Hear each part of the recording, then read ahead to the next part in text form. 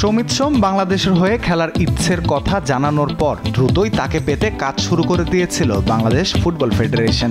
এরই ধারাবাহিকতায় গত 20 এপ্রিল বাংলাদেশের জন্ম নিবন্ধন হাতে পান সমিত। এরপর 1 মে কানাডা সকার অ্যাসোসিয়েশনের ছাড়পত্র হাতে পেয়েছিলেন তিনি। সোমবার হাতে পেলেন বাংলাদেশের পাসপোর্ট। বাংলাদেশের লাল সবুজ জার্সি গায়ে জড়াতে আর মাত্র একটি ধাপ বাকি সমিতের। সমস্ত কাগজপত্র প্রস্তুত করে এবার ফিফার কাছে আবেদন করবে বাফুফে। ফিফা অনুমোদন দিলে বাংলাদেশের হয়ে খেলতে আর কোনো বাধা থাকবে না এই ফুটবলারের। আগামী জুনে সিঙ্গাপুরের বিপক্ষে এশিয়ান কাপ বাছাইয়ের ম্যাচ খেলবে বাংলাদেশ। এই ম্যাচে সমিতকে পাওয়ার আশা করছে বাফুফে, তবে তা সম্পূর্ণ নির্ভর করে ফিফার উপর।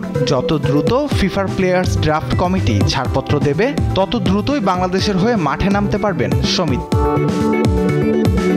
সমিতের জন্ম ও বেড়ে ওঠা কানাডায়। 2020 সালে কানাডা জাতীয় দলের হয়ে 2টি আন্তর্জাতিক ম্যাচ খেলেছেন তিনি। লম্বা সময় আন্তর্জাতিক ফুটবলের বাইরে আছেন সমিত। বর্তমানে খেলছেন কানাডিয়ান প্রিমিয়ার লিগের ক্লাব ক্যাভালরি এফসিতে। গত 25 মার্চ ভারতের বিপক্ষে এশিয়ান কাপ বাছাইয়ের ম্যাচ দিয়ে বাংলাদেশের লাল সবুজ জার্সিতে অভিষেক হয় ইংলিশ প্রিমিয়ার লিগে খেলা হামজা চৌধুরীর। এরপর থেকে বেশ কিছু প্রবাসী ফুটবলার আগ্রহ দেখিয়েছেন বাংলাদেশের হয়ে খেলার জন্য, যার সবশেষ সংযোজন সমিত সোম। তাই লাল সবুজ জার্সি গায়ে হামজা চৌধুরীর সঙ্গে সমিতের জুটি দেখার অপেক্ষায় দেশের ফুটবল ভক্তরা। রাফিউল ইসলাম রাতুল, স্পোর্টস ডেস্ক, দেশ টিভি।